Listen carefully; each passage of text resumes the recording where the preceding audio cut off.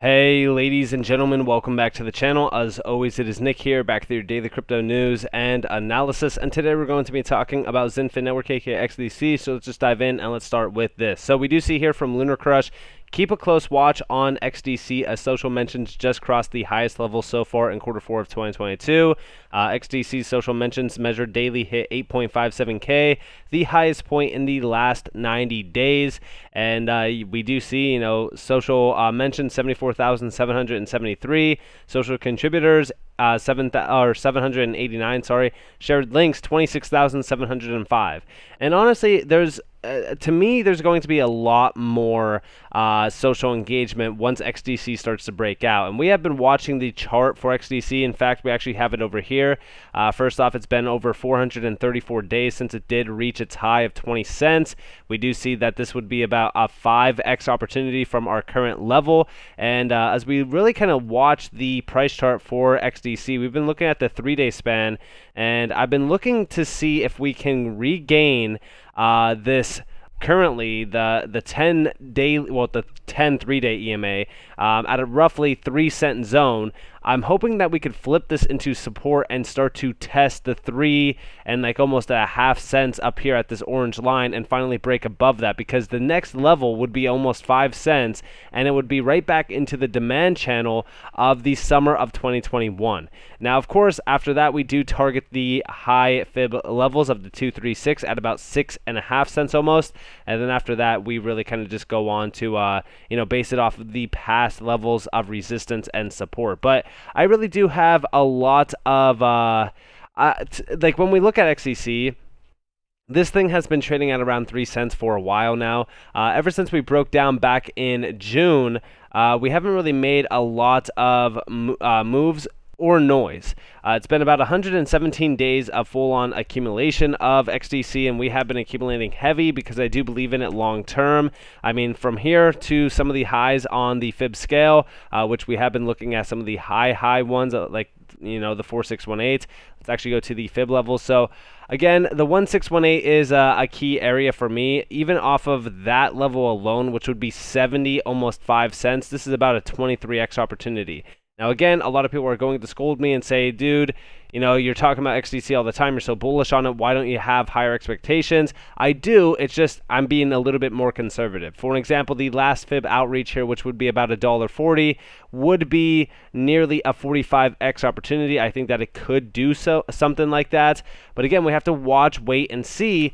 A lot of these tokens are extremely unpredictable. But nonetheless, I want to talk to you guys about the value proposition here for XDC. Because again, when we look at things happening around some of these tokens, what we really want to focus on is what is the amount that they are going after? What is the full-on, target point for these tokens? And it really kind of starts with the trade finance area. For an example, here we have from Trade Tech. There was overwhelming interest in what we're doing with Trada and the XDC network. And this is, of course, from Trade Tech.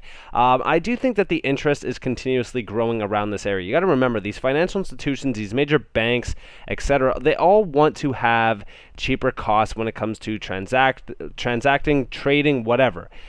Trade finance is a market that is it really is a big issue for trade finance cost-wise. It's plagued with a lot of inefficiencies, and those inefficiencies could be fully covered up by DLT. DLT is essentially solving a lot of these major problems. And these are not your typical $1 billion, $100 billion, even $1 trillion problems. No, these are $28 trillion problems. For example, in 2021, global trade was valued at $28 trillion. In my opinion, global trade is going to be fully digitized, tokenized, etc. And I do think that's going to be utilizing DLTs like Xinfin. The reason why is because of the efficiencies behind them, but also because of sustainability.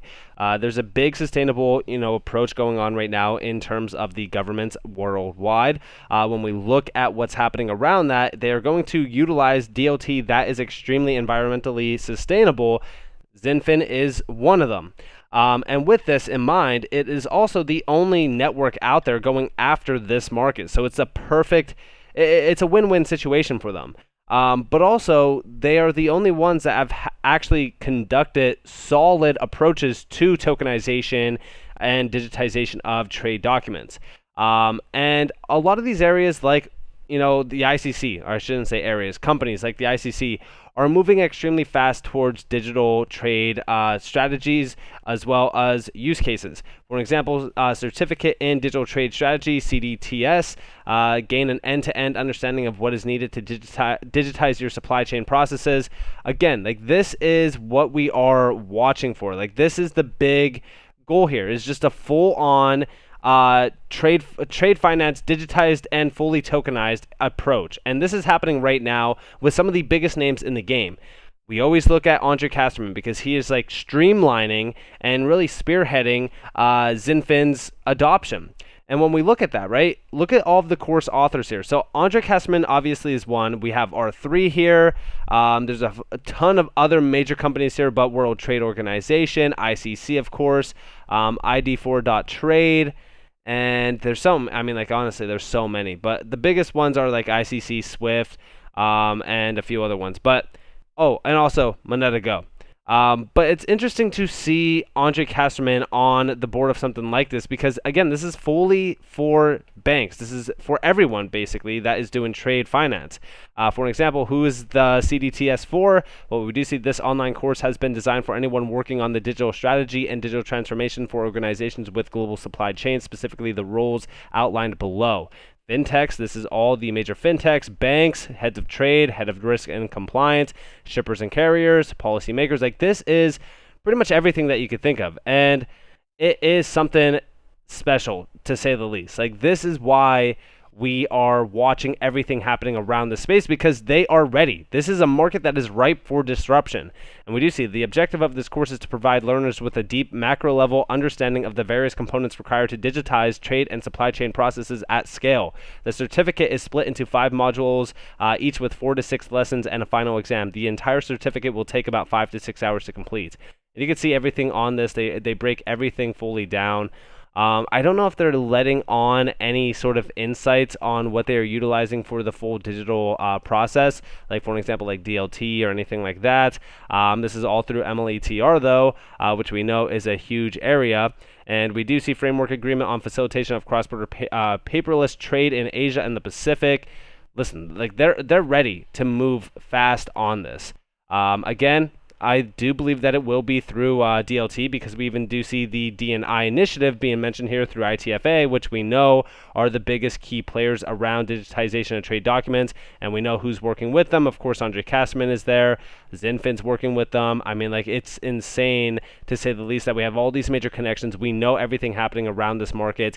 We know Xinfin's playing a vital role, and it's still sitting at 3 cents. It's insane to me. We do see over here, despite the pandemic accelerating digitization last year, just 1.2% of bills of lading were digital, according to the International Chamber of Commerce, ICC. Another blockchain platform, Marco Polo, drove a project that led to the ICC's Digital Standards Initiative, DSI, which covers similar topics to the UK's bill to ensure global interoperability.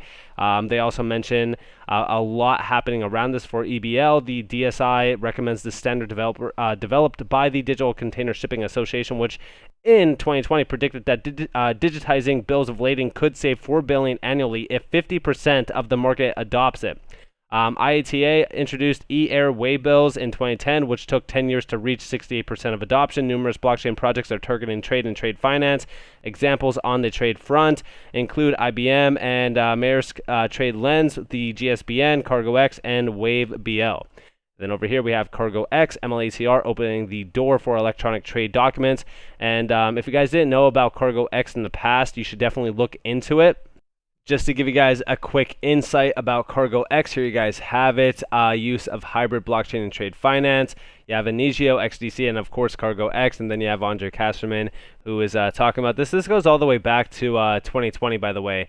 But CargoX is a big key player here. MLATR opening the door for electronic trade documents, all centered around MLATR, and they are, of course, mentioned here. And then we also have over here, CargoX is proud to be mentioned in one of the biggest business papers in the world, the Economic Times of India. The government of India is starting to digitize the trade document flows, bill of lading, letters of credit, etc., and CargoX is invited to collaborate, go digital. Then, of course, you have down here, this is from all of 2020, like, it's insane. And then we even do see down here with like XDCs, Xinfin, Trade Phoenix. Yeah, it's a big player here. But then also over here, shout out to CryptoNair D. XDC Lloyds Bank has completed the UK's first transaction utilizing a digital promissory note purchase.